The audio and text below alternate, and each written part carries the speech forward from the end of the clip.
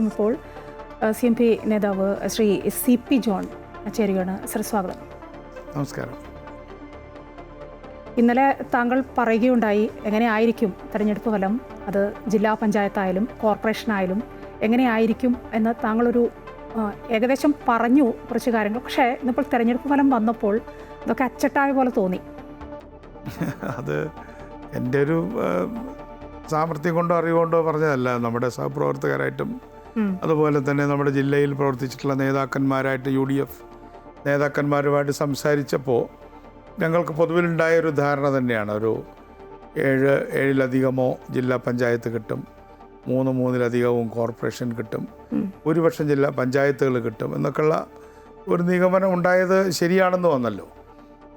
ഇതിൻ്റെ അടിസ്ഥാനമായിട്ട് എനിക്ക് തോന്നിയത് ഗവൺമെൻറ്റിനോടുള്ള വിരോധം. ഞാൻ അക്ഷരാർത്ഥത്തിൽ കാസർഗോഡ് മുതൽ തിരുവനന്തപുരം വരെ യാത്ര ചെയ്ത് തെരഞ്ഞെടുപ്പ് ചെറിയ ചെറിയ യോഗങ്ങളിലും പ്രവർത്തക യോഗങ്ങളിലൊക്കെ പങ്കെടുത്ത ഒരാളാണ്. ഇത്തവണ അതായിരുന്നല്ലോ കൂടുതലും. പക്ഷേ അപ്പോഴൊക്കെ നമുക്ക് കാണാൻ കഴിഞ്ഞത് ഗവൺമെൻറ് അങ്ങേയറ്റം അൺപോപ്പുലറായിരുന്നു. UDF വളരെ അപ്ബീറ്റ് മൂഡിലായിരുന്നു. BJPയും CPIMുമായിട്ട് ചില ധാരണകൾ, ഞാൻ ഇടതുമുന്നണി എന്ന് ബോധപൂർവം പറയാത്തതാണ്. CPIMും BJPയുമായിട്ടുള്ള ചില അന്തർധാരകൾ നമ്മുടെ സന്ദേശത്തിൽ പറഞ്ഞതുപോലെ ഉണ്ടായിരുന്നു. പക്ഷേ അതിനെല്ലാം ജനങ്ങൾ പൂർണ്ണമായിട്ടും തിരസ്കരിക്കുകയാണ് ചെയ്തത്. അതിൽ CPMൻ്റെ തന്നെ നല്ലവരായിട്ടുള്ള മതേതര വിശ്വാസികൾ അവർ UDFന് വോട്ട് ചെയ്തിട്ടുണ്ട്.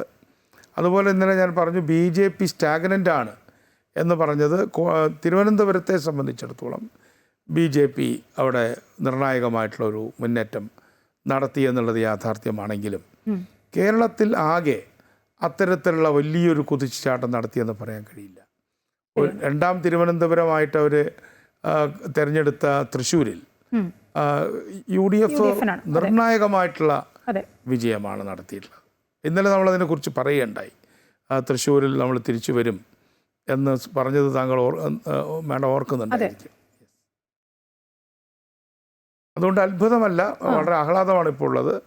തീർച്ചയായിട്ടും പുതിയൊരു ഭരണം അല്ലെങ്കിൽ പുതിയൊരു മന്ത്രിസഭ രൂപീകരിക്കാനുള്ള UDFൻ്റെ നീക്കത്തിലേക്കുള്ള വളരെ ശക്തമായ ഒരു കാൽവെപ്പാണിത്. ശരി, ഈ തദ്ദേശ തെരഞ്ഞെടുപ്പിൽ ഒരു വലിയൊരു കുതിപ്പ് തന്നെയാണ് UDFൻ്റെ ഭാഗത്തു നിന്ന് ഉണ്ടായിട്ടുള്ളത്. അത് പറയാതെ വയ്യ. പ്രതീക്ഷിച്ചതിനേക്കാൾ കൂടുതൽ അത് ഉണ്ടായിട്ടുണ്ട്. 6-4 കോർപ്പറേഷനുകളിലും UDF ഭരണം പിടിച്ചിരിക്കുന്നു. കൊച്ചി ആവട്ടെ, തൃശ്ശൂരാവട്ടെ, ഈ കോർപ്പറേഷനുകളൊക്കെ പിടിച്ചെടുത്തു. ഒപ്പം LDFൻ്റെ കോട്ട തകർത്തിരിക്കുകയാണ് കൊല്ലത്തെ. അതൊരു ചരിത്ര ജയം തന്നെയാണ്, അങ്ങനെ തന്നെ വേണം പറയാൻ. ഇത് ഇപ്പോൾ ഈ കിട്ടിയ ഈ ഗുണമേന്മകളൊക്കെ ഇനിയിപ്പോൾ പയറ്റേണ്ടത് 2026 നിയമസഭാ തെരഞ്ഞെടുപ്പിലേക്ക് പോകാൻ പോവുകയാണ്. അതിനുള്ള ഒരു പ്രചോദനം കൂടിയല്ലേ ഇപ്പോൾ ഈ വന്ന തെരഞ്ഞെടുപ്പ് ഫലം? തീർച്ചയായിട്ടും പ്രചോദനം മാത്രമല്ല, അതിൻ്റെ അടിത്തറയും കൂടിയാണ്. കാരണം ഇപ്പോൾ നിങ്ങളുടെ ഇതിൽ എഴുതി കാണിക്കുന്നത് ഞാൻ കാണുന്നുണ്ട് 504 പഞ്ചായത്തുകൾ എന്ന് പറയുന്നത് അവിടെ പഞ്ചായത്ത് പ്രസിഡന്റുമാർ വരികയാണല്ലോ, പഞ്ചായത്ത് ഭരണസമിതികൾ വരികയാണ്. ആ പഞ്ചായത്ത് ഭരണസമിതികൾ അവിടെ നാട്ടിൽ ഇതുവരെ നടത്താത്ത തരത്തിലുള്ള പ്രവർത്തനങ്ങൾ അവർ ഏർപ്പെടുമല്ലോ. അങ്ങനെ ഏർപ്പെടുമ്പോൾ ഉണ്ടാകുന്ന ഗുണങ്ങൾ, അതേപോലെ തന്നെ ഗവൺമെൻറ്റിൽ നിന്നും പിടിച്ചു വാങ്ങാനുള്ള അർഹമായിട്ടുള്ള ആനുകൂല്യങ്ങൾ പിടിച്ചു വാങ്ങാനുള്ള അവരുടെ പരിശ്രമങ്ങൾ. ഇനി പരാജയപ്പെട്ടെങ്കിലും ചെറിയ വോട്ടിനൊക്കെ പരാജയപ്പെട്ടവരും അല്ലാത്തവരുമായിട്ടുള്ള ആളുകൾ അവരും ഉത്സാഹത്തോടു കൂടിയിട്ടുള്ള രംഗത്ത് വരുന്ന ഒരു അവസരം, ഇതെല്ലാം കൂടെ വരുന്ന സമയത്ത് യാതൊരു സംശയവുമില്ല ഐക്യജനാധിപത്യ മുന്നണി അധികാരത്തിലേക്ക് വരാനുള്ള ഒരു ഡ്രസ്ഡ് റിഹേഴ്സൽ തന്നെയായിരുന്നു ഇപ്പോൾ നടന്നത്. കൊല്ലം കോർപ്പറേഷനിലെ വിജയം എല്ലാവർക്കും വളരെ അത്ഭുതമാണ്. പക്ഷേ അവിടെ 3-ാം സ്ഥാനത്തേക്ക് മറ്റോ പോയിന്ന് എനിക്ക് തോന്നുന്നല്ലേ. പല മണ്ഡലങ്ങളിലും 3-ാം സ്ഥാനത്താണ് പോയിട്ടുള്ളത്. അപ്പോൾ അത് കാണിക്കുന്നത് അവിടെ നടന്നിട്ടുള്ള വളരെ വർഷങ്ങളായി നടന്നിട്ടുള്ള വലിയ അഴിമതികൾ കൊല്ലം കോർപ്പറേഷനിലുണ്ടായിരുന്നു. അപ്പോൾ അതിനെയൊക്കെ പുറത്ത് കാണിക്കുന്നതിൽ ഉണ്ടായ വിജയമൊക്കെ വളരെ ഇമ്പോർട്ടൻ്റ് ആണ്. ഈ CPM നേതാക്കളുടെ ഭാഗത്ത് വലിയൊരു വിമിഷ്ടം അനുഭവപ്പെടുന്നുണ്ട്. അത് അവരുടെ പ്രതികരണങ്ങളിൽ നിന്നൊക്കെ വ്യക്തമാണ്. വലിയ വിവാദ പ്രസ്താവനകളും വരുന്നുണ്ട്. MM മണി പറഞ്ഞ കാര്യമൊക്കെ താങ്കൾ കേട്ടിട്ടുണ്ടാവും എന്നാണ് ഞാൻ കരുതുന്നത്. ജനങ്ങൾ ആനുകൂല്യങ്ങൾ കൈപ്പറ്റി പണി തന്നു എന്നാണ് എം മണി പറഞ്ഞത്. ജനങ്ങളെ അധിക്ഷേപിക്കുന്ന ഒരു പ്രസ്താവനയല്ലേ ഇത്? മണി ഇതിനേക്കാളും മോശമായിട്ടും പ്രസ്താവന കൊടുത്തിട്ടുണ്ടല്ലോ. അങ്ങനെ കൊടുത്തതിന് ശേഷമുള്ള അദ്ദേഹത്തെ മന്ത്രിയാക്കിയത്. അതുകൊണ്ട് മണിയുടെ പ്രസ്താവനയെ മണിയെ എനിക്ക് ഒരു വ്യക്തി എന്നുള്ള എനിക്ക് വിരോധമില്ലെങ്കിലും മണിയെ നിയന്ത്രിക്കുന്നതിനോ മണിമാരെ നിയന്ത്രിക്കുന്നതിനോ ഒന്നും CPM-ന് യാതൊരു മൂക്കുകയറുമില്ല, യാതൊരു നിയന്ത്രണവുമില്ല. എന്തും ആരെക്കുറിച്ചും പറയാം. മാത്രമല്ല ഇന്ന് മണി നടത്തിയിട്ടുള്ള പ്രസ്താവന പോലെ അരാഷ്ട്രീയമായിട്ടുള്ളൊരു പ്രസ്താവന, അതായത് എന്തോ അദ്ദേഹത്തിൻ്റെ പത്തായത്തുനിന്ന് എടുത്ത് കൊടുത്തു, അതിനൊരു നന്ദി കാണിച്ചില്ല എന്നൊക്കെ പണ്ട് ജന്മിത്തമ്പുരാന്മാരൊക്കെ പറഞ്ഞിരുന്ന തരത്തിൽ അദ്ദേഹം പറയുന്നു എന്നുള്ളത് അദ്ദേഹത്തെ ഒരു വ്യക്തിയായിട്ടല്ല ഞാൻ കാണുന്നത്. ആ CPM-ൻ്റെ ഒരു ആറ്റിറ്റ്യൂഡ് അതായിരിക്കാം. ഇനി അതല്ലെങ്കിൽ തന്നെ ഇത്തരത്തിൽ പറയുന്ന ആളുകളെ ഒന്നും അങ്ങനെ പറയരുത്, നോ എന്ന് പറയാൻ പാർട്ടിക്കൊന്നും സാധിക്കുന്നില്ല എന്നാണ് ഞാൻ ആ പ്രസ്താവനയെക്കുറിച്ച് ഞാൻ കൂടുതൽ ഗൗരവത്തിലെടുക്കുന്നില്ല. അദ്ദേഹം ഇപ്പോൾ റിട്ടയർ ചെയ്തിട്ടുള്ളൊരു അല്ല, ഞാനത് ചോദിക്കാൻ കാരണം എന്താണെന്ന് വെച്ചാൽ CPM-ൻ്റെ ഒരു രീതിയുണ്ട്, കുറച്ച് നാളുകളായി നമ്മൾ കാണുന്നുണ്ട്. പല തെരഞ്ഞെടുപ്പിന് മുന്നോടിയായി നമ്മൾ കണ്ടുകൊണ്ട ചില PR വർക്കുകൾ, ഒപ്പം കിറ്റ് പോലെയുള്ള ആനുകൂല്യങ്ങൾ, സഹായങ്ങൾ ചെയ്യുക.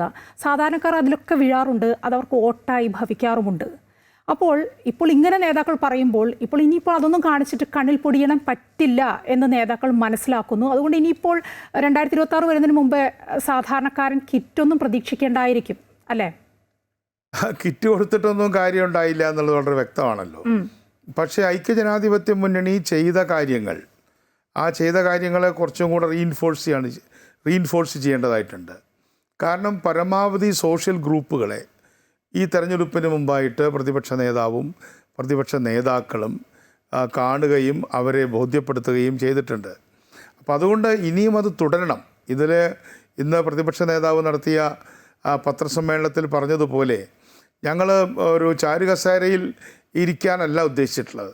വളരെ വിനയത്തോടു കൂടി തന്നെ ഈ വിജയത്തിൽ യാതൊരു അഹങ്കാരവുമില്ലാതെ കൂടുതൽ കൃത്യതയോടുകൂടിയും കൂടുതൽ സത്യസന്ധമായും പ്രവർത്തിക്കുകയും കൂടുതൽ സോഷ്യൽ ഗ്രൂപ്പുകളെയും അതുപോലെ തന്നെ രാഷ്ട്രീയ പ്രസ്ഥാനങ്ങളെയും UDF-ലേക്ക് ആത്മാർത്ഥമായി ഒരു ഗിമിക് എന്ന രീതിയിലല്ലാതെ കൊണ്ടുവരികയും ചെയ്യണം. അതുപോലെ ഈ തെരഞ്ഞെടുപ്പിലുണ്ടായ വിജയത്തിൻ്റെ ഒരു പ്രധാന കാരണം ഈ തെരഞ്ഞെടുപ്പ് പഞ്ചായത്ത് രാജ് നഗരപാലിക തെരഞ്ഞെടുപ്പാണല്ലോ.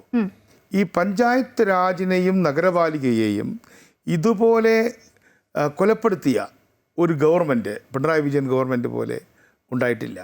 ഇക്കാര്യം ഞങ്ങൾ മാനിഫെസ്റ്റോയിലൂടെയും ഞങ്ങളുടെ പ്രസംഗങ്ങളിലൂടെയും പരമാവധി ഞങ്ങൾ കൊണ്ടുവരാൻ ശ്രമിച്ചിട്ടുണ്ടെങ്കിലും ഇന്നലെ നമ്മൾ സംസാരിച്ചതുപോലെ അത് പൂർണ്ണമായി എന്ന് ഞാൻ കരുതുന്നില്ല.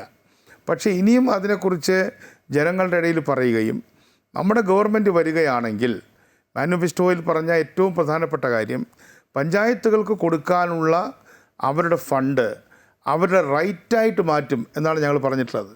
വാസ്തവത്തിൽ UDF-ൻ്റെ വിജയത്തിൽ ഞങ്ങൾക്ക് വലിയ ഉത്തരവാദിത്വവും കൂടെ ഉണ്ടായിട്ടുണ്ട്.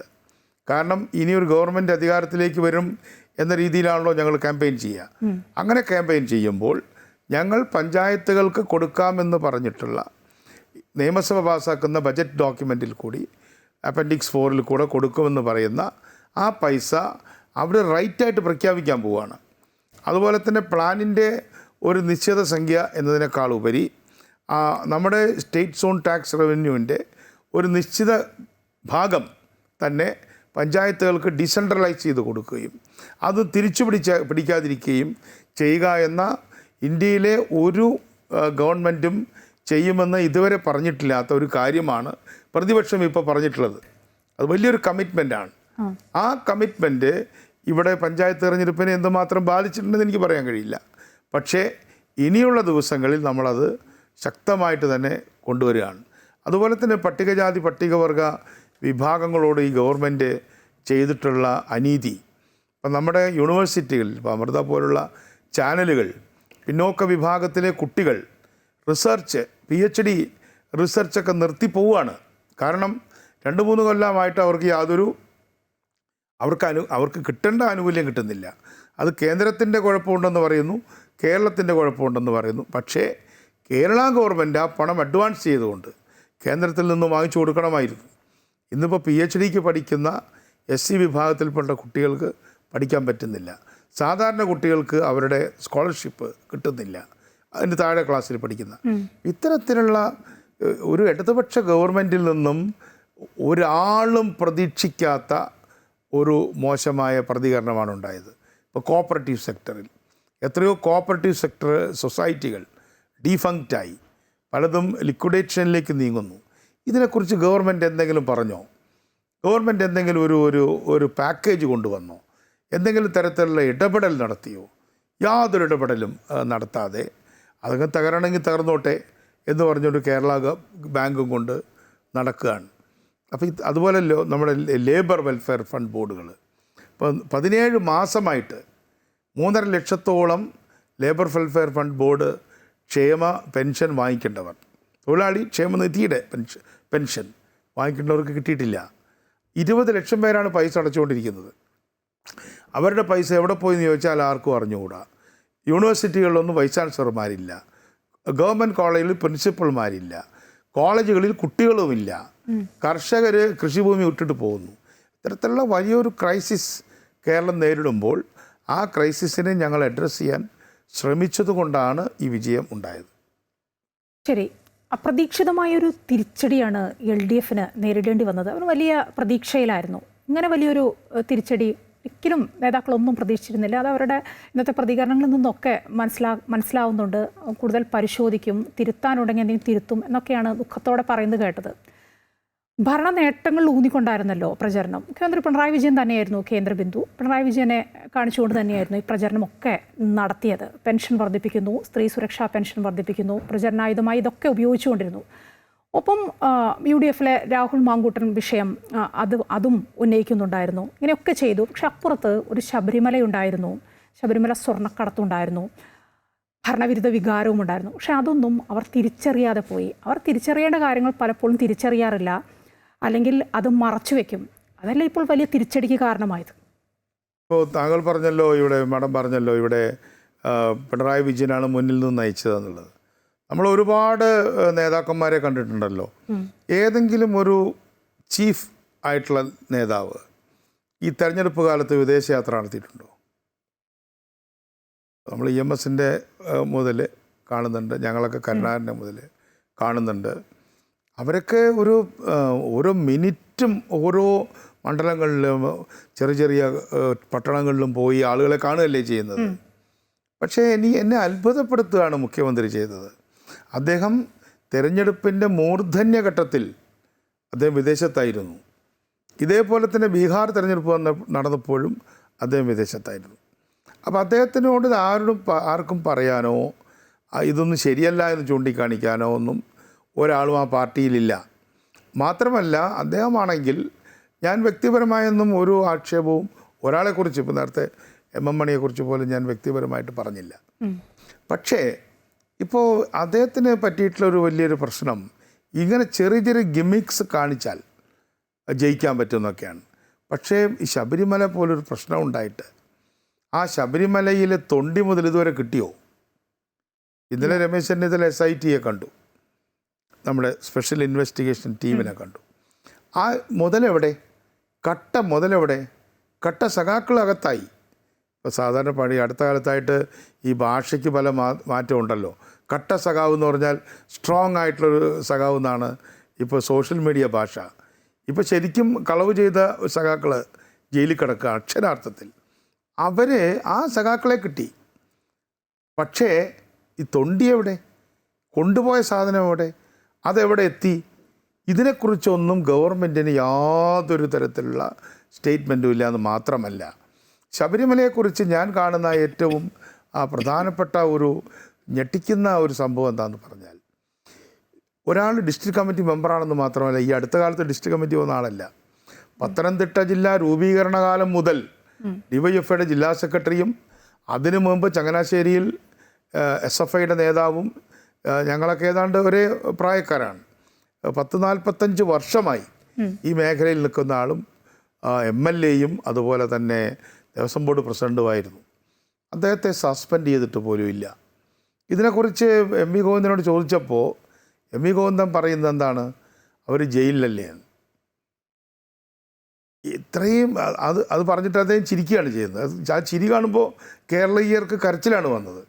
കാരണം അദ്ദേഹം ജയിലിലാണോ അല്ലേ എന്നുള്ളതല്ല, അദ്ദേഹം പാർട്ടിയിലുണ്ടോ? ഈ പറയുന്ന പത്മകുമാർ പാർട്ടിയിൽ നിന്ന് നടപടിക്ക് വിധേയനായോ? വിധേയനാകാൻ പറ്റില്ല. വിധേയനാക്കിയാൽ എന്തെങ്കിലും അദ്ദേഹം പറഞ്ഞാലോ?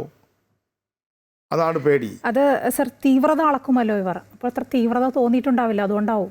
അത് ശബരിമലയിലെ കൊള്ളയൊന്നും അത്ര തീവ്രമായൊരു കുറ്റമല്ല എന്ന് കരുതി കാണാം. തീവ്രത നോക്കിയാണല്ലോ അത് എല്ലാ കാര്യത്തിലും തീവ്രതയാണ് പ്രധാനം.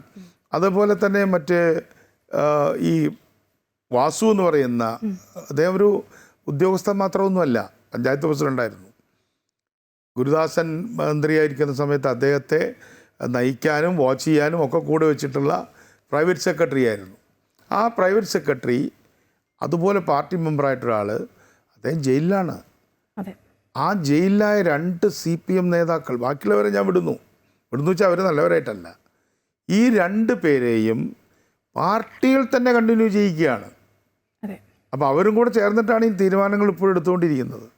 പണ്ടൊക്കെ പാർട്ടി നിരോധിച്ച കാലത്തും അല്ലെങ്കിൽ എമർജൻസി കാലത്തൊക്കെ എപ്പോഴും ഈ അറ്റൻഡൻസ് എടുക്കുന്ന സമയത്ത് ജയിലിലുള്ളവർ എന്ന് പറഞ്ഞിട്ട് എഴുതുമായിരുന്നു. ഞങ്ങളൊക്കെ വളരെ ചെറുപ്പത്തിലാണ് എമർജൻസിയിൽ വിദ്യാർത്ഥി രംഗത്തൊക്കെ പ്രവർത്തിച്ചു, പാർട്ടിയിലല്ല, ചെറുപ്പം. പക്ഷെ അന്നും SFIയുടെ ഒക്കെ 2-3 ആളുകൾ, ജില്ലാ കമ്മിറ്റി മെമ്പർമാരൊക്കെ ജയിലിലായിരിക്കും. അപ്പോൾ ഹാജരെടുക്കുമ്പോൾ ഹാജരായി വന്നവർ, അവധി അപേക്ഷിച്ചവർ, ജയിലിലുള്ളവർ എന്ന് പറഞ്ഞതുപോലെ ഇപ്പോൾ CPMൻ്റെ പത്തനംതിട്ട ജില്ലയിൽ ഹാജരെടുക്കുമ്പോൾ സഖാക്കൾ ജയിലിലാണ്. കാരണം മോഷണക്കുറ്റത്തിനാണെന്ന് മാത്രമേ ഉള്ളൂ. അതും ശബരിമലയിലെ വിഗ്രഹത്തിനോട് ചേർന്ന അനുബന്ധ വിഗ്രഹങ്ങളെന്നോ അല്ലെങ്കിൽ രൂപങ്ങളോ ആയിട്ടുള്ള കാര്യങ്ങളും മോഷ്ടിച്ച കേസിലാണ് പ്രതിയായിട്ടുള്ളത്. അപ്പോൾ CPMൻ്റെ ഭരണഘടനയിൽ തന്നെ പറയുന്നുണ്ട്, ഗുരുതരമായ സാമ്പത്തിക കുറ്റം ആരോപിക്കപ്പെടുകയാണെങ്കിൽ സമ്മറിയായിട്ട് ആ സഖാവിനെ പുറത്താക്കേണ്ടതാണ്, നടപടിയെടുക്കേണ്ടതാണ് എന്നുള്ളത്. അത് ഭരണഘടനയിലുണ്ട്.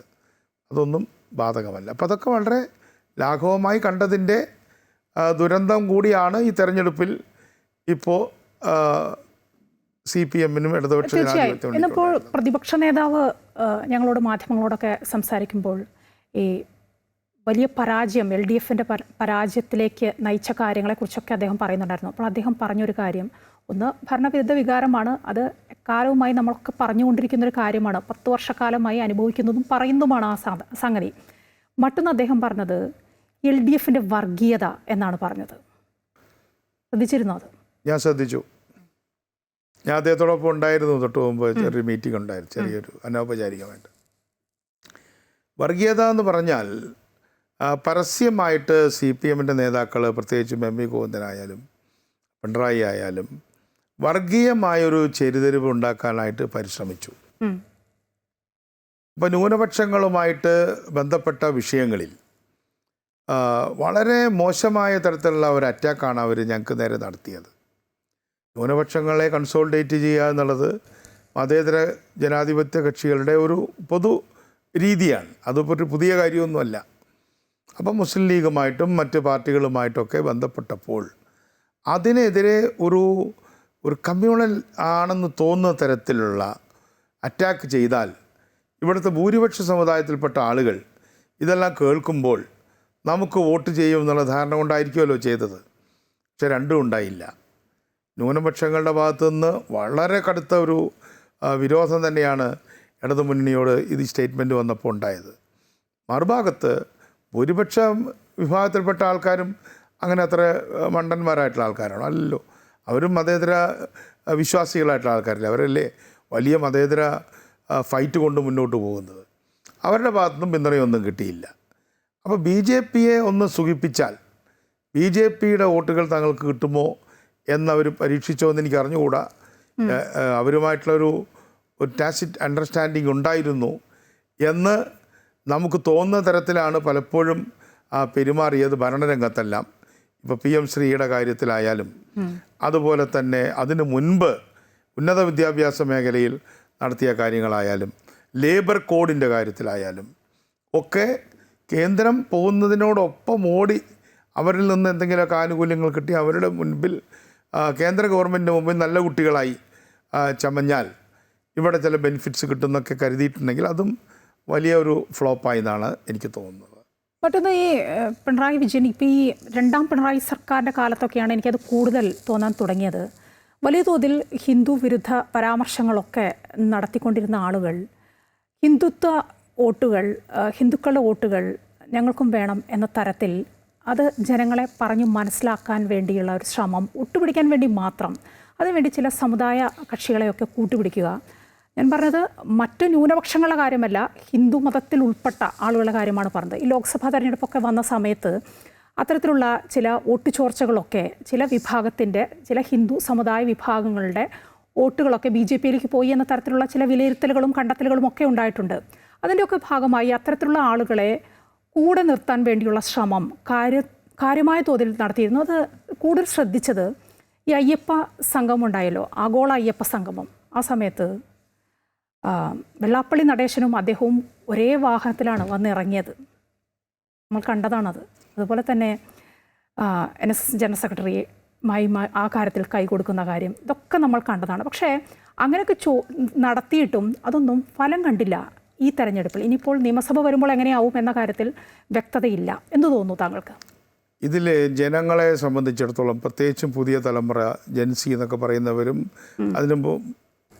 അതിനേക്കാളും സീനിയറായിട്ടുള്ളവരൊക്കെ തന്നെ ഇന്നിപ്പോൾ ഈ കാലഘട്ടത്തിൽ ഈ സത്യസന്ധതയ്ക്ക് കുറച്ചുകൂടെ ഓണസ്റ്റി പേസ് എന്ന് പറഞ്ഞതുപോലെ ഓണസ്റ്റിയാണ് കുറച്ചും കൂടെ നല്ലത്.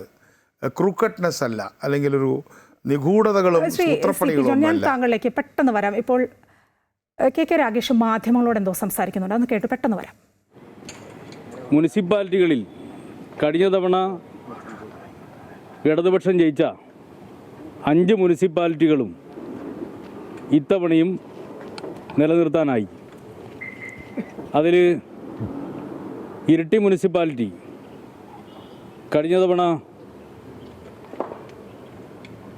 ഒരു ഡിസൈസീവായിട്ടുള്ള മുൻതൂക്കമില്ലായിരുന്നു. എന്നാൽ ഇത്തവണ അവിടെ 16 സീറ്റുകൾ നേടിക്കൊണ്ട് ഇരിട്ടി മുനിസിപ്പാലിറ്റി ജയിക്കാനായി.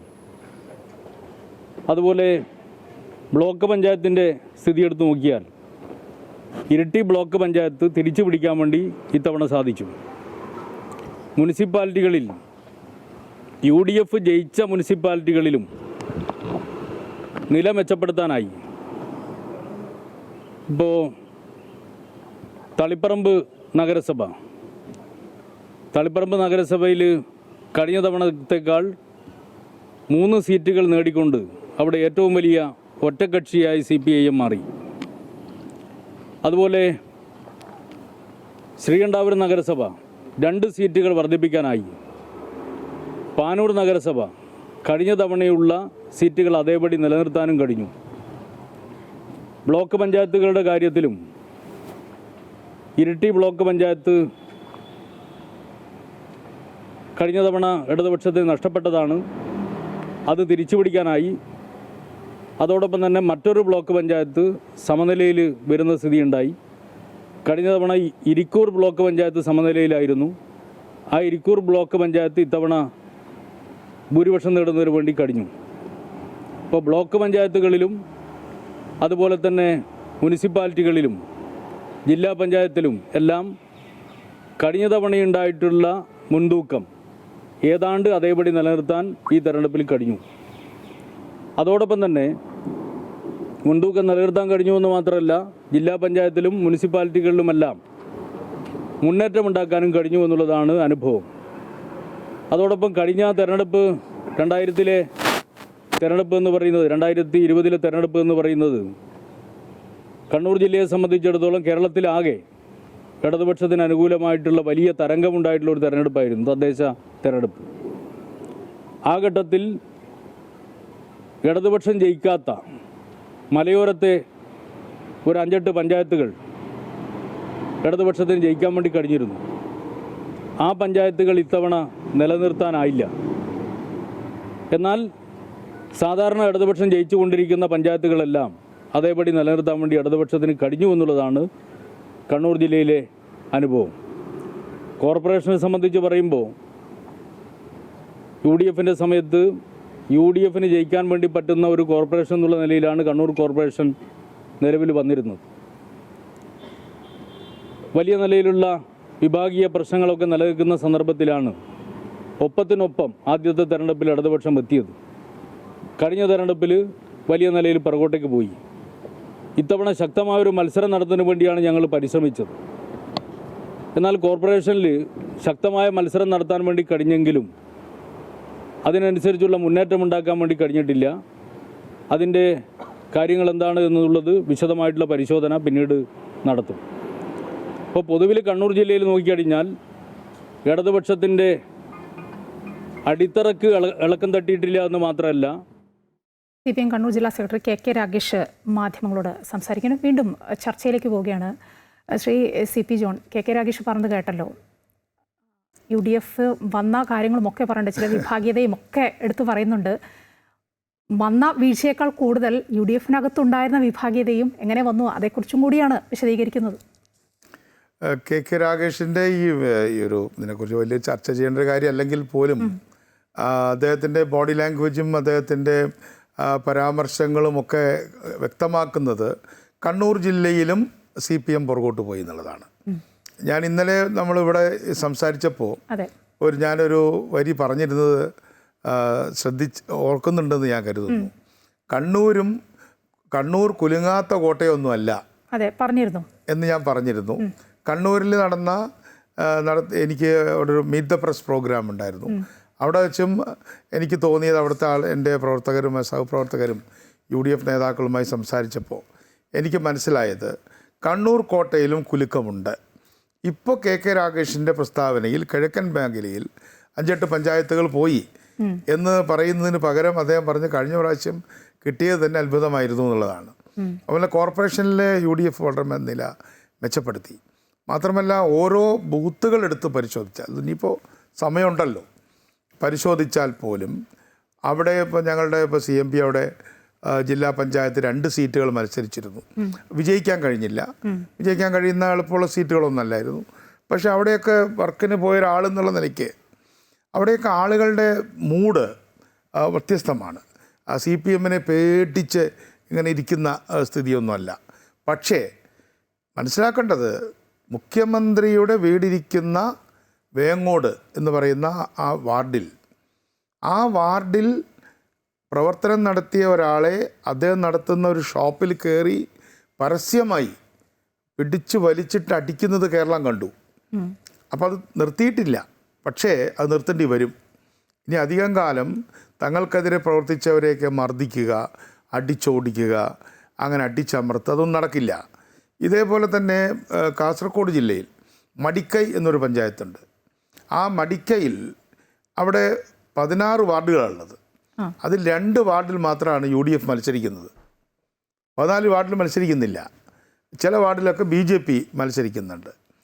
അവിടെ ഒരു വാർഡിൽ മത്സരിക്കുന്ന UDF മത്സരിക്കുന്ന വാർഡിൽ ഉച്ചയായപ്പോഴേക്കും ഞാൻ ആ വാർഡിൽ പ്രസംഗിക്കാൻ പോയിരുന്നു. മടിക്കയിൽ ഉച്ചയാകുമ്പോഴേക്കും അവിടെ സ്ഥാനാർത്ഥിയെയും അദ്ദേഹത്തിൻ്റെ ഏജൻറ്റിനെയും അവിടെ നിന്ന് വലിച്ച് പുറത്തേക്കിട്ടു ബൂത്തൊന്ന്.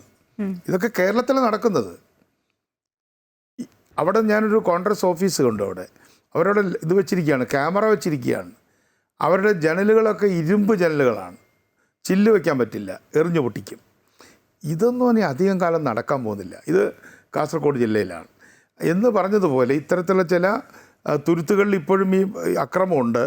പക്ഷേ അക്രമം പണ്ടത്തെ പോലെ നടത്താൻ CPMന് ഇപ്പോൾ സാധിക്കുന്നില്ല. കള്ളവോട്ടിൽ പോലും ഗണ്യമായിട്ടുള്ള ചില മാറ്റങ്ങൾ അവിടെ വന്നിട്ടുണ്ട്. ഇരട്ട വോട്ടും വോട്ട് മാറ്റി ചെയ്യലും ഒക്കെ ഇപ്പോഴുണ്ട്. എങ്കിൽ പോലും CPMൻ്റെ കണ്ണൂർ കോട്ടയും വിള്ളൽ വീണ് കഴിഞ്ഞു. കണ്ണൂർ കോട്ടയിലും വിള്ളൽ വീണ് കഴിഞ്ഞു എന്നാണ് ഇപ്പോൾ എനിക്ക് ഈ അദ്ദേഹത്തിൻ്റെ സംഭാഷണത്തിൽ മനസ്സിലാക്കാൻ കഴിഞ്ഞത്. ശരിയാണ്. തിരുവനന്തപുരത്തേക്ക് വന്നാൽ തിരുവനന്തപുരത്ത് BJP പറഞ്ഞിരുന്നത് അവരുടെ ഒരു മുദ്രാവാക്യം തന്നെ മാറാത്തത് മാറും എന്നായിരുന്നു. അതിപ്പോൾ അനർത്ഥമായിരിക്കുകയാണ്. ചരിത്രത്തിൽ ആദ്യമായി BJP ഒരു കോർപ്പറേഷനിലേക്ക് വരികയാണ്. തിരുവനന്തപുരം കോർപ്പറേഷൻ പിടിച്ചടക്കിയിരിക്കുകയാണ്. 50 വാർഡുകളിൽ വിജയിച്ചിട്ടുണ്ട്.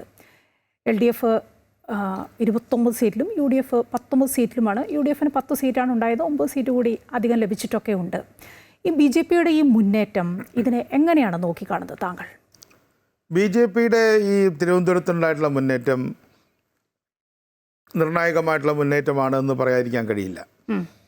BJP തിരുവനന്തപുരത്ത് അതിൻ്റെ സാന്നിധ്യം അറിയിച്ചിട്ട് 40 വർഷമാവുകയാണ്. കൃത്യമായിട്ട് പറഞ്ഞാൽ 1987 അല്ലെങ്കിൽ 84 41 വർഷമായി. 84 നടന്ന ലോക്സഭാ തെരഞ്ഞെടുപ്പിൽ തന്നെ ഇന്ന് തിരുവനന്തപുരത്തിൻ്റെ ഇപ്പോൾ തിരുവനന്തപുരം എന്ന് വിളിക്കുന്ന തിരുവനന്തപുരം ഈസ്റ്റ് മണ്ഡലവുമായി ബന്ധപ്പെട്ട പ്രദേശങ്ങളിൽ അവർ 2ാം സ്ഥാനത്ത് വന്നു, ഹിന്ദു മുന്നണി. അതിനുശേഷം അവർ വളരെ പടിപടിയായി 4-5 സീറ്റുകൾ 3-4 സീറ്റുകൾ അങ്ങനെയൊക്കെ വന്ന് ഈ കഴിഞ്ഞ പ്രാവശ്യമാണ് ഒരു നിർണായകമായ ഒരു 35 സീറ്റിലേക്ക് അവർക്ക് വരാൻ കഴിഞ്ഞത്. തീർച്ചയായിട്ടും അത് UDFന് വലിയ ആഘാതം ഉണ്ടാക്കി. പക്ഷേ ഇത്തവണ BJPയുടെ വിജയത്തിൽ തീർച്ചയായിട്ടും അവർക്ക് അഭിമാനിക്കാം. അവർ 48 49 അല്ലേ സീറ്റുകൾ 50 സീറ്റ് ജയിച്ചു. 100 സീറ്റ് ഇപ്പോൾ ഉള്ളൂ. ഒരു സീറ്റ് ഇലക്ഷൻ നടന്നിട്ടില്ല. അപ്പോൾ കൃത്യം 50 സീറ്റിൽ ജയിച്ചു. 2 സ്വതന്ത്രരുണ്ട്. ഇനിയിപ്പോൾ കേവല ഭൂരിപക്ഷത്തിലേക്ക് പോകണമെങ്കിൽ കേവല ഭൂരിപക്ഷത്തിൽ എന്നെ അടുത്തെത്തിയല്ലോ. കേവല ഭൂരിപക്ഷം ഇല്ലെങ്കിലും ഒരു ജയിക്കാവുന്ന ഒരു അന്തരീക്ഷമാണല്ലോ തിരുവനന്തപുരത്തുള്ളത്. പക്ഷേ ഇത്തവണ തിരുവനന്തപുരത്ത് കണ്ട ഒരു പ്രത്യേകത, അവിടെയും വളരെ താഴെ തട്ടിൽ വർക്ക് ചെയ്ത ഒരാളാണ് ഞാൻ. ധാരാളം വീടുകളിൽ നേരിട്ട് പോയി സ്ഥാനാർത്ഥികളോടൊപ്പം നടക്കുകയും സംസാരിക്കുകയും ഒക്കെ ചെയ്തിരുന്നു. അവിടെയൊക്കെ എനിക്ക് നൂറുകണക്കിന്, ഇന്നലെ ഞാൻ പറഞ്ഞല്ലോ, നൂറുകണക്കിന് വീടുകളിൽ ഞാൻ തിരുവനന്തപുരത്ത് അവരുടെ സ്ഥാനാർത്ഥിയുടെ അഭ്യർത്ഥനയുമായി വീടുകളിൽ പോയിരുന്നു. അവിടെയൊക്കെ ഞാൻ കണ്ട ഒരു കാഴ്ച, അല്ലെങ്കിൽ എനിക്ക് മനസ്സിലാക്കാൻ, അവരത് നേരിട്ട് പറഞ്ഞിട്ടല്ല, ഇവിടെ ഒരു മാറ്റം വരണം. അതായത് ഇവിടെയുള്ള നഗരസഭാ ഭരണം പോണം. ഈ നഗരസഭാ ഭരണം കൊണ്ട് മടുത്തു. ഇപ്പോൾ ഒരു സ്മാർട്ട് സിറ്റി ഇവിടെ പ്രഖ്യാപിച്ചു. അപ്പോൾ ഞാൻ ഈ സോക്കോൾഡ് സ്മാർട്ട് സിറ്റിയിലാണ് താമസിക്കുന്നത്, വഴുതക്കാട്. അപ്പോൾ ഈ സ്ഥാപനം ഇരിക്കുന്ന ഇതേ വാർഡ് തന്നെയാണത്. നമ്മുടെ കോട്ടറിയിൽ സ്കൂളൊക്കെ ആയിട്ട് ബന്ധപ്പെട്ടാണല്ലോ നമ്മളിരിക്കുന്ന സ്ഥലം ഇതാണല്ലോ. ഞാനിവിടെ താമസിക്കാൻ തുടങ്ങിയിട്ട് 30 വർഷമായി ഈ വാർഡിൽ. ഇതുവരെ വെള്ളത്തിന് ഒരു ബുദ്ധിമുട്ടുണ്ടായിരുന്നില്ല. ഇപ്പോൾ വെള്ളം കിട്ടുന്നില്ല. ഇപ്പോൾ ഞാനിവിടെ വോട്ട് പിടിക്കാൻ ചെന്നപ്പോൾ ഞങ്ങളുടെ പ്രവർത്തകരോടും വോട്ടർമാർ കയർക്കുകയാണ്. ഞാൻ കുളിച്ചുകൊണ്ടിരിക്കുമ്പോൾ വെള്ളം നിന്ന് പോയി, ഞാൻ എന്ത് ചെയ്യും? ഒരു വീട്ടമ്മ പറയുകയാണ്, എൻ്റെ കയ്യിൽ ഫോണും ഇല്ല, പുറത്തേക്ക് വരാൻ വയ്യ എന്ന് പറഞ്ഞാൽ ഈ നഗരത്തിൻ്റെ ഹൃദയഭാഗമാണിത്. ഈ ഹൃദയഭാഗത്ത് വെള്ളം നിൽക്കുക എന്നുള്ള പ്രശ്നമേ ഉണ്ടായിട്ടില്ല. ഇനി എന്തെങ്കിലും നിന്നിട്ടുണ്ടെങ്കിൽ അത് നേരത്തെ കൂട്ടി അറിയിച്ച്, പണ്ടൊക്കെയാണ് റേഡിയോയിൽ പറയും, അല്ലെങ്കിൽ TV പറയും, മാധ്യമങ്ങളിൽ കൂടെയൊക്കെ അറിയിക്കും. അപ്പോൾ ഇവിടെ പോലും വലിയ ബുദ്ധിമുട്ട് വന്നു. അപ്പോൾ ചുറ്റുപാടുള്ള പ്രദേശങ്ങളുടെ സ്ഥിതി എന്താ? അതുപോലെ തന്നെ തീരപ്രദേശത്ത് എന്താണ് ഇടതുപക്ഷ ജനാധിപത്യ മുന്നണി ചെയ്തത്? ഇപ്പോൾ ഒരു BJPയെ എതിർത്തുകൊണ്ട് പല കാര്യങ്ങളും പറയുന്നുണ്ട്, ഞാനതിനൊന്നും അവരെ എതിർക്കുന്നില്ല. പക്ഷേ ഇവിടെ ബീഹാറിലെ ഇവിടെ തീരപ്രദേശത്ത് എന്താ ചെയ്തത്? നമ്മുടെ ഇപ്പോൾ അവിടെ 1200 വോട്ടിനാണ് ജയിച്ചിട്ടുള്ളത് വലിയതുറ വാർഡ് UDF. അവിടെ 15,000-16,000 വോട്ടാണ്. തൊട്ടപ്പുറത്ത് ഭീമാപ്പള്ളി വാർഡ്, അത് കഴിഞ്ഞ പൂന്തറ വാർഡ്, ഇപ്പുറത്ത് വെട്ടുകാട് വാർഡ്. ഈ 4 തീരദേശ വാർഡുകളിലും 15,000, 16,000, 17,000 വോട്ടാണ്. ഇപ്പോൾ ഭീമാപ്പള്ളി 3,000 വോട്ടാണ് ജയിച്ചത്. ഒരു MSc-കാരിയായ കുട്ടിയാണ് അവിടെ ജയിച്ചിട്ടുള്ളത്, മുസ്ലിം ലീഗിൻ്റെ നേതാവ്. അവർ നടന്ന് തളർന്നു. ഒന്നാമത് അവിടെ ഏറ്റവും പാവപ്പെട്ട ആളുകളാണ് താമസിക്കുന്നത്, പാർശ്വവൽക്കരിക്കപ്പെട്ടവരാണ്, മീൻ പിടിക്കാൻ പോകുന്നവരാണ്. പിന്നെ ഭർത്താവ് കടലിൽ പോകുന്നു, ഭാര്യ മീനുമായിട്ട് പട്ടണത്തിലേക്ക് വരുന്നു. അതുപോലെ പ്രശ്നമുള്ള പ്രദേശങ്ങൾ. ഇപ്പോൾ ചെറിയ തുറ എന്ന് പറഞ്ഞ സ്ഥലമുണ്ട്, അവിടെയൊക്കെ ചോർന്നൊലിക്കുകയാണ്. ഗവൺമെൻറ് കൊടുത്ത വീടുകൾ ചോർന്നൊലിക്കുകയാണ്. അത്തരം പ്രശ്നബാധിത മേഖലകളിലെ ബൂത്തുകളെ എല്ലാം കൂടെ സമ്മേളിപ്പിച്ച് 4 സ്ഥലം നിങ്ങൾ ജയിച്ചോ എന്ന് പറഞ്ഞ് തള്ളി കൊടുക്കുകയാണ്. അതിലൊരെണ്ണം ഞങ്ങൾക്ക് ജയിക്കാൻ പറ്റിയില്ല. വെട്ടുകാടിലവിടെ ഞങ്ങൾ പരാജയപ്പെട്ടു, ചെറിയ വോട്ടിനാണ് പരാജയപ്പെട്ടത്. പക്ഷേ ബാക്കി ഈവൻ BJPക്ക് ജയിക്കാൻ പറ്റുന്ന വാർഡുകൾ എടുക്കുക. ഇപ്പോൾ ശ്രീകണ്ഠേശ്വരം വാർഡ്, ഫോർട്ട് വാർഡ് ഒക്കെ എത്രയോ കാലമായിട്ട് BJP ജയിക്കുന്നതാണ്. അവിടെയൊക്കെ 4,000-5,000 വോട്ടേ ഉള്ളൂ ഒരു ബൂത്തിൽ. ഇപ്പോൾ ഈ വഴുതക്കാട് വാർഡിൽ തന്നെ 6,000 വോട്ടേ ഉള്ളൂ. മറ്റ് പല വാർഡിലും 5,000, 6,000 അതൊക്കെയാണല്ലോ സാമാന്യമായിട്ടുള്ള ഒരു വാർഡ്. അങ്ങനെ വാർഡ് എണ്ണം കൂടിയാൽ ഈ 100 എന്നുള്ളത് 101 ആക്കുന്നതിന് പകരം 106, 110 ആക്കാമായിരുന്നില്ലേ? അപ്പോൾ ഇതൊക്കെ ജനങ്ങൾ കണ്ടു. ജനങ്ങളിതെല്ലാം കണ്ടു. ജനങ്ങൾ വണ്ടന്മാരല്ല, തിരുവനന്തപുരത്തെ ജനങ്ങൾ ഈ പാവപ്പെട്ട ജനങ്ങളെ ഒരു വലിയ വാർഡുണ്ടാക്കി അതിലേക്ക് തള്ളുകയും എതിരാളികൾ അവിടെ ജയിച്ചോട്ടെ എന്ന് വിചാരിക്കുക. ഉം. അപ്പോൾ ഇത്തരത്തിലുള്ള അഡ്ജസ്റ്റ്മെൻ്റ് ഉണ്ടായി. പക്ഷെ അഡ്ജസ്റ്റ്മെൻറ്റിൻ്റെ ഗുണം കിട്ടിയത് BJPക്കാണ്, CPMനല്ല. CPM ഇത്തരം കാര്യങ്ങൾ ചെയ്താൽ വലിയ തിരിച്ചടി കിട്ടുമെന്നുള്ളൊരു പാഠം അവരിനിയെങ്കിലും പഠിച്ചാൽ നല്ലതാണ്. ഇപ്പോൾ അത് ശരിയാണ്. പക്ഷേ ഇന്നിപ്പോൾ മുഖ്യമന്ത്രി പിണറായി വിജയൻ അദ്ദേഹത്തിൻ്റെ ഒരു പ്രതികരണം ഇതേക്കുറിച്ച് വന്നിരിക്കുന്നത് പ്രതീക്ഷിച്ചിരുന്നില്ല ഇങ്ങനെയൊന്ന് എന്നാണ് അദ്ദേഹം പറഞ്ഞത്. അദ്ദേഹം ഇനിയും അത് മുൻകൂട്ടി കണ്ടിരുന്നില്ല എന്ന് തോന്നുന്നു. അതെ, അവർ പ്രതീക്ഷിച്ചില്ല ഇങ്ങനെയൊക്കെ ചെയ്താൽ ജയിക്കാൻ പറ്റുമെന്നാണ് കരുതിയത്. ഇപ്പോൾ പിന്നെ മുഖ്യമന്ത്രിയുടെ പ്രതിനിധിയായിട്ടാണല്ലോ ഇപ്പോൾ നമ്മുടെ വിദ്യാഭ്യാസ മന്ത്രി വി ശിവൻകുട്ടി പ്രവർത്തിക്കുന്നത്. എൻ്റെ അടുത്ത സുഹൃത്താണ്. അപ്പം അദ്ദേഹം ഇന്നലെ കൊടുത്ത ഇൻ്റർവ്യൂവിൽ പറഞ്ഞത് 55-നും 60-നും ഇടയ്ക്ക് സീറ്റുകൾ ജയിക്കുമെന്നാണ്. പക്ഷെ ഞാൻ ഇന്നലെ ഇവിടെ വന്നിരുന്നല്ലോ, ഞങ്ങൾക്കൊരു റീഡിംഗ് ഉണ്ടല്ലോ. ഞങ്ങളുടെ റീഡിംഗ് അതല്ലായിരുന്നല്ലോ. ഇന്നലെ തന്നെ ഞാൻ വളരെ ശ്രദ്ധിച്ചാണ് തിരുവനന്തപുരത്തെക്കുറിച്ച് പറഞ്ഞത്. തിരുവനന്തപുരത്ത് മാറ്റം ഉണ്ടാവും, പക്ഷേ ഞങ്ങൾ അധികാരത്തിൽ വരുന്നൊന്നും ഇന്നലെ ഞാൻ പറഞ്ഞില്ല. കാരണം എനിക്കൊരാൾക്കല്ലല്ലോ, ഒരു കൂട്ടായ ആലോചനയുടെ ഭാഗമായിട്ടല്ലേ പറയുന്നത്. ഒരു മാക്സിമം നമ്മൾ ഒരു 30 സീറ്റ് വരെ പിടിക്കാനുള്ള സാധ്യതയുണ്ടെന്നാണ് ഇന്നലെ പലരുമായി സംസാരിച്ചപ്പോൾ അവരെല്ലാം ഉള്ളു തുറന്ന് പറഞ്ഞത്. പക്ഷേ നമുക്ക് ഇപ്പോൾ 20 സീറ്റിലെത്തിയത്. ഈ മുഖ്യമന്ത്രി അടക്കമുള്ളവർക്ക് വലിയ ആത്മവിശ്വാസം അത് രണ്ടാം പിണറായി സർക്കാർ വന്നതിന് ശേഷം അത് കൂടുതലാണ്. ഞങ്ങൾക്ക് ചില PR വർക്കുകളുണ്ട്, ജനങ്ങളെ കയ്യിലെടുക്കാൻ ചില വിദ്യകളുണ്ട്. അതെ, സൂത്രപ്പണി എന്ന് തന്നെ വേണം പറയാൻ. അതൊക്കെ ഉണ്ടെങ്കിൽ ജനമങ്ങ് വീണുകൊള്ളും എന്നൊരു തെറ്റിദ്ധാരണയുണ്ടായിരുന്നു. ആ തെറ്റിദ്ധാരണയാണ് സത്യം പറഞ്ഞാൽ ഇന്ന് തകർന്നടിഞ്ഞു വീണത്. അങ്ങനെ വേണ്ട കരുതാൻ. തീർച്ചയായിട്ടും ഇത്തരത്തിലുള്ള സൂത്രപ്പണികൾ, കിറ്റ് കൊടുക്ക്, PR വർക്ക്, അതുപോലെ തന്നെ ഈ മാധ്യമങ്ങളിലൂടെ കൊടുക്കുന്ന ചില ബൈറ്റുകൾ, ഇതൊക്കെ കൊടുത്തു കഴിഞ്ഞാൽ തകരുമെന്നാണ്. ഇനി ഇതിൻ്റെ ഒരു രാഷ്ട്രീയ പശ്ചാത്തലം എന്താന്ന് പറഞ്ഞാൽ, ഈ കോൺഗ്രസിനും UDFന്റെ കക്ഷികൾ മറ്റൊന്ന് ഈ PR വർക്കിനൊക്കെ വേണ്ടി ചിലവഴിക്കുന്ന വലിയ തുകയുണ്ട്, ഹ്യൂജാണ്. അതെ, അത് ഗവൺമെന്റ് തന്നെ ചെയ്യുന്നത്. അതെ, അപ്പൊ അതില് അവർ കരുതിയത് സർക്കാരിന്റെ പണമാണ്, നമ്മൾ കൊടുക്കുന്ന നമ്മുടെ നികുതിയാണത്. തീർച്ചയായിട്ടും അവര് വിചാരിച്ചത് പാർട്ടി ഫണ്ടിൽ നിന്നല്ല അത്. അല്ലല്ല, അവര് വിചാരിച്ചത്, ഈ CPM വിചാരിച്ചത് എന്താന്ന് പറഞ്ഞാൽ, കോൺഗ്രസ്, ലീഗ്, ഞങ്ങളടക്കമുള്ള ചെറുതും വലുതുമായ കക്ഷികൾ, ആ കക്ഷികൾക്കൊന്നും 10 കൊല്ലം പിടിച്ചു നിൽക്കാൻ കഴിയില്ല. അവരെല്ലാം ശിഥിലമായി തീരും. നമുക്കാണെങ്കിൽ പിടിച്ചു നിൽക്കാൻ കഴിയും എന്നാണ് അവർ കരുതിയത്. പക്ഷെ തിരിച്ചാണ് അനുഭവം. ഞാൻ ഇന്നലെ പാലക്കാട് ജില്ലയിലൊരു കാര്യം പറഞ്ഞത് ഓർക്കുന്നുണ്ടോയെന്ന് എനിക്ക് ഓർക്കുന്നുണ്ടല്ലോ. കൊഴിഞ്ഞാമ്പാറയിലുണ്ടായ കാര്യം പറഞ്ഞല്ലോ.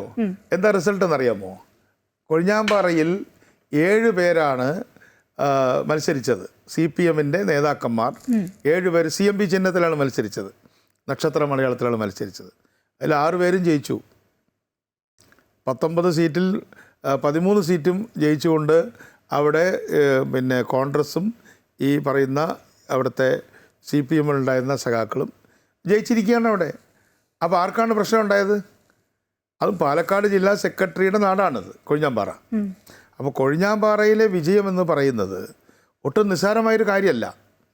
6 പേർ കോൺഗ്രസുമായി UDFുമായി ബന്ധപ്പെട്ടുകൊണ്ട് UDFിലെ തന്നെ ഒരു കക്ഷിയായ CMPയുടെ ചിഹ്നം ഉപയോഗിച്ചുകൊണ്ട് മത്സരിക്കുകയാണ് ചെയ്തിട്ടുള്ളത്. അപ്പുറത്ത് നല്ലേപ്പള്ളിയിൽ 2 പേര് മത്സരിച്ചിരുന്നു.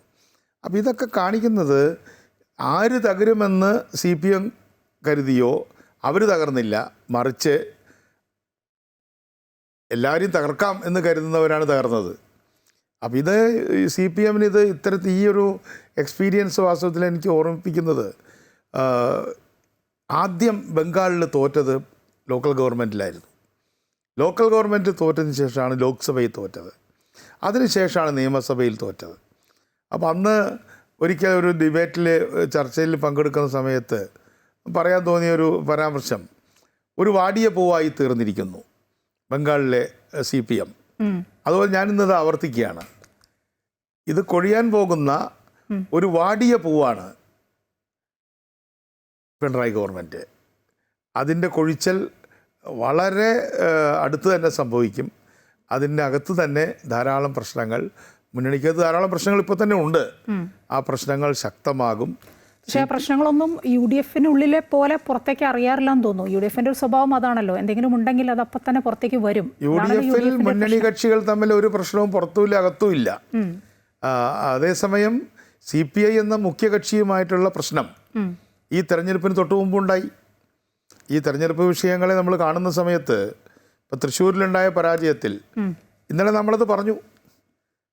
ഇന്നലെ ഞാൻ ഇവിടെ സംസാരിക്കുമ്പോൾ തൃശ്ശൂർ ജില്ലയിൽ CPI-യും CPM-ഉം തമ്മിലുള്ള ബന്ധം വഷളായതിൻ്റെ പ്രത്യാഘാതം ഉണ്ടാകും എന്ന് പറഞ്ഞിരുന്നത് ഓർക്കുന്നുണ്ടല്ലോ. അതുണ്ടായില്ലേ? അപ്പോൾ അത് പല വിഷയങ്ങളിലുമുണ്ട്. അപ്പൊ CPM-നകത്ത് പാലക്കാടത്തെ കൊഴിഞ്ഞാമ്പാറ മോഡലാണെങ്കിൽ മുന്നണിക്കകത്ത് തൃശ്ശൂരിൽ ഇത് രണ്ടും എന്തുകൊണ്ടോ ഇന്നലെ നമ്മൾ പറഞ്ഞല്ലോ ഇതൊക്കെ. ഇന്നിപ്പോൾ അതൊക്കെ സംഭവിച്ചില്ലേ? ഇത് ഞാൻ പറഞ്ഞുകൊണ്ട് സംഭവിച്ചു എന്ന് പറയല്ല. അതുപോലെ നമ്മൾ എത്ര കോൺഫിഡൻ്റ് ആയിട്ടാണ് എറണാകുളം ജയിക്കും, ഇടുക്കി, കോട്ടയം, പത്തനംതിട്ട ജയിക്കും എന്ന് പറഞ്ഞില്ലേ? ജയിച്ചല്ലോ.